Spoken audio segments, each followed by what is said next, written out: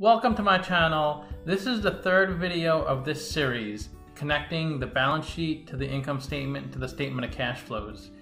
I created a fictitious company, Slippers Beyond Retail. We manufacture and wholesale slippers.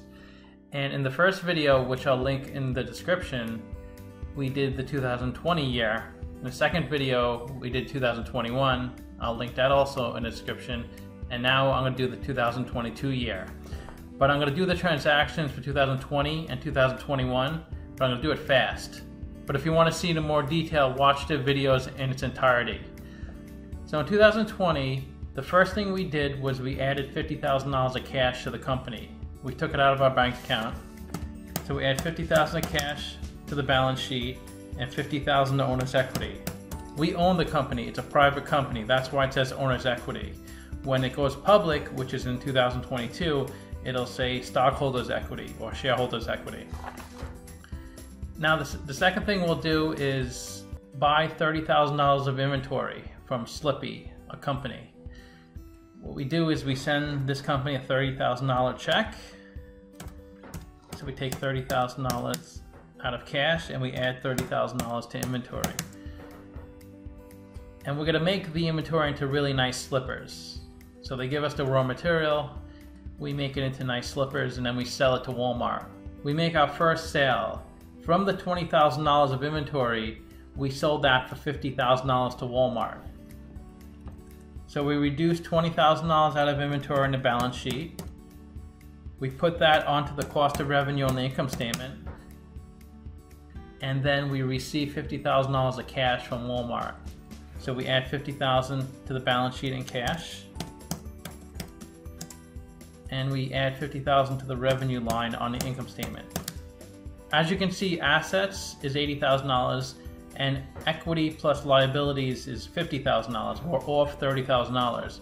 The way we reconcile that is at the end of the year, we have to zero out the income statement. So we move the $30,000 of net income to retained earnings. And now we're reconciled. So in 2021, the balance sheet would start off like this and have zero in the income statement because there'll be no transactions that occurred in 2021 to start the year. Let's look at the income statement. $50,000 of sales, $20,000 cost of sales, so $30,000 of gross profit. We did everything by ourselves, so we had no operating expenses, and I put zero taxes just to make it simple the first video. So $30,000 in net income, that's our profit for the first year. Let's look at the statement of cash flows. It always starts with net income. Then we have to add back non-cash items. There wasn't any in 2020. And if there's changes in current assets or current liabilities, that has to go onto the statement of cash flows in the cash flow from operations section. And there was an increase of $10,000 in inventory. We had zero in inventory in the beginning of the year, and we had $10,000 at the end of the year. So we have to decrease cash by $10,000. When inventory goes up, cash goes down. When inventory goes down, cash goes up. So our cash flow from operations is $20,000. We had no investments in property, plant, and equipment, so our free cash flow for 2020 was $20,000, even though our net income was $30,000.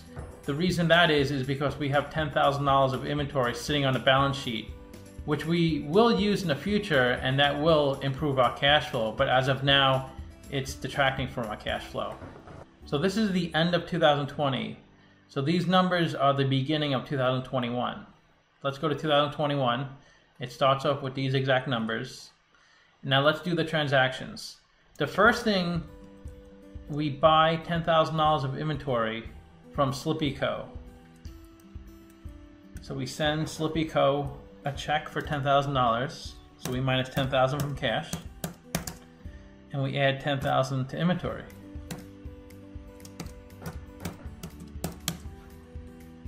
The second thing is we sell $20,000 of that inventory to Walmart for $40,000.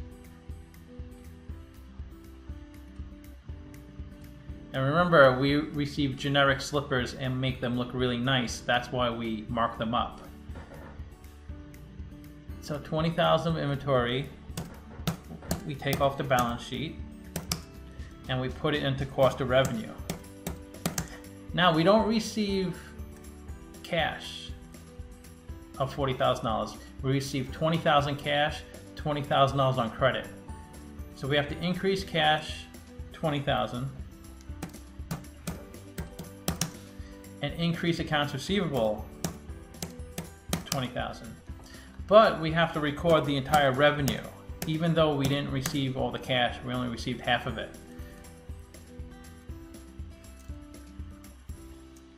And then we buy a $10,000 machine to help us make slippers. And we buy that machine for cash. So we minus $10,000 from cash, because we have to send this company $10,000 who makes the machine. They'll deliver us the machine, and we put that onto our balance sheet in property, plant, and equipment. And then we have to depreciate this asset over 5 years, $2,000 a year. So we put negative $2,000 in accumulated depreciation. Then we add $2,000 to a depreciation on the income statement because that's an expense.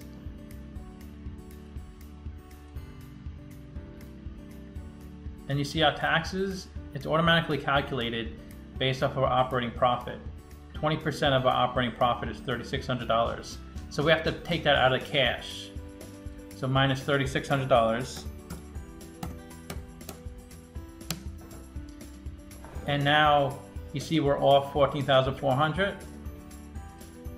That's our net income. And when we zero out the income statement, we have to put that into retained earnings, because retained earnings is all your prior year's net income. It also minuses your prior year's dividends. We didn't pay dividends yet, so we don't have to worry about that. So let's add the $14,400 to retained earnings. And when you invest in a company, you want to look at the retained earnings, look on the balance sheet to see if it's positive. Sometimes it's negative. That means they're not operating profitably. That's not a good thing. Let's look at the statement of cash flows. At the end of 2020, we had $10,000 of inventory. At the end of 2021, we had no inventory. So we had a decrease of $10,000 of inventory, which means our cash flow goes up $10,000. But in 2021, we had an increase in accounts receivables of $20,000. Accounts receivables goes up, cash goes down. Since we recorded $40,000 of revenue, but we only received $20,000 of that revenue, we have to adjust for it in the statement of cash flows. That's why we decrease accounts receivables. And in cash flow from operations, we have to adjust this for non-cash items. We deducted $2,000 for depreciation expense, but that was a non-cash item. We didn't actually pay that depreciation expense. We paid the $10,000 originally when we bought the machine. So we have to add back $2,000 of depreciation. So our cash flow from operations is $6,400 for the year. We also had $10,000 investment in property, plant, and equipment. So our free cash flow is cash flow from operations minus property, plant, and equipment. So our free cash flow is negative $3,600. And if you look, in 2020, we had cash of $70,000. Now we have cash of $66,400. The difference is $3,600. It decreased. So even though our income statement said we're reporting a profit of $14,000, our cash flow actually went down for the year. So the beginning of our 2022 balance sheet will look like this, but it will have zero in income statement and statement of cash flows because nothing happened in 2022 yet. So this is the beginning of the balance sheet. See $94,400 equity, $94,400 assets, which matches the end of 2021. Now we have to input the transactions for 2022. The first thing is we received $20,000 of cash from Walmart because they paid on credit. That means we increase cash, $20,000, and we decrease accounts receivable, $20,000. Next, we buy $30,000 of inventory on credit from Slippy. So we don't touch cash because it's on credit, but our inventory goes up $30,000. Our accounts payable goes up $30,000 because now we owe $30,000 to Slippy. Our third transaction is we sell $20,000 of that inventory to Walmart. And remember, we make the slippers really nice, so we could sell for $40,000.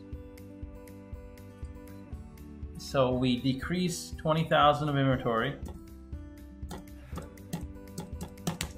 We add $20,000 of cost of revenue on the income statement. And we receive $20,000 cash and $20,000 on credit from Walmart. So we increase the cash $20,000. We increase accounts receivable $20,000. But we have to record the entire sale on the income statement, even if we receive no cash.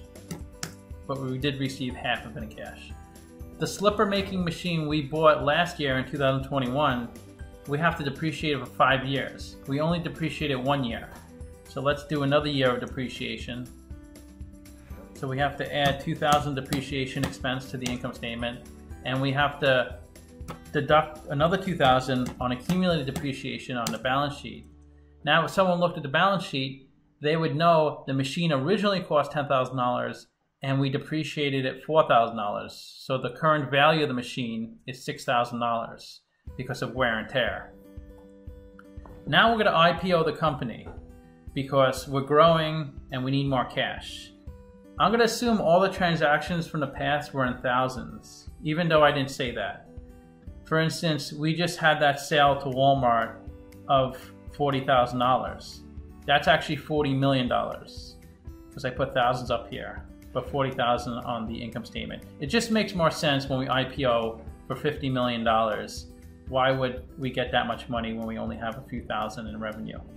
Okay, so we're going to IPO 10 million shares at $5 each. So we're going to get $50 million in cash. And remember, everything's in thousands. So I'm going to put $50,000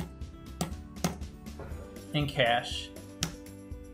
So now we have $50 million of extra cash to use to buy slippers, to grow the company, to get employees, to get a factory, whatever we want to do. We have to add some information to the equity section of the balance sheet. The 10 million shares. When you issue a share of common stock, it's generally assigned a par value.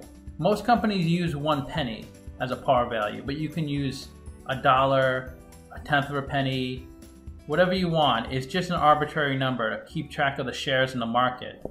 When you look on the balance sheet and you see common stock, that's just a par value of the stock. That's not the actual value of the stock. So we issued 10 million shares. 10 million shares right here, times 1 penny. That indicates we have $100,000 of common stock to put onto the balance sheet. So everything's in thousands, so we're just going to put 100 here. And you'll notice sometimes billion-dollar companies only have like $1 million in common stock, or sometimes a few million. That's because it's just a placeholder. It doesn't actually mean the value of the stock. Now, to record the actual value of the stock, there's another line item called additional paid in capital. And that's going to be the difference between what we received, the $50 million, minus the common stock. So $50 million minus $100,000 is $49.9 million. And that's going to be recorded on additional paid in capital.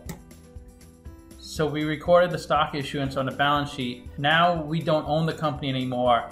We're employees of the shareholders. We also hired 2 employees. We hired a slipper maker because we were getting too busy making slippers. We had to hire somebody to help us. And we hired somebody to run our HR department. The salary of the slipper maker is $50,000 a year. So we have to minus 50 from cash because everything's in thousands.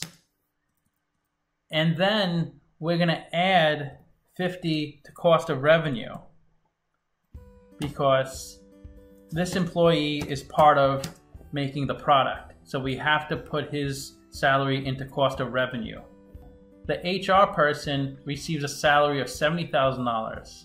So we have to minus 70 from cash. And we put their salary under SG&A, selling, general, and administrative expense. Let's look at the income statement. Revenue for the year of 40 million. It cost us a little over 20 million to generate that revenue. So our gross profit is a little under 20 million. Operating expenses of 2,000 plus 70. So operating profit is our gross profit minus depreciation and SG&A, which is a little under 18,000. Our taxes are 3576. It's 20% of our operating profit. Now we have to subtract 3576 from cash. The last step for the income statement is to move the net income over to retained earnings. That zeroes out the income statement so we could start fresh for 2023. Now we reconcile our assets equal our liabilities plus our owner's equity. Let's look at the statement of cash flows. This is the first year we have the three sections that make up the statement of cash flows. Cash flow from operations, cash flow from investing, cash flow from financing. It always starts with cash flow from operations. And it starts with net income, which is 14,304. We add back the non-cash items from the income statement, which is depreciation. We deducted 2,000 depreciation. We have to add that back. And inventory increased. In 2021, inventory was 0. In 2022, it was 10,000.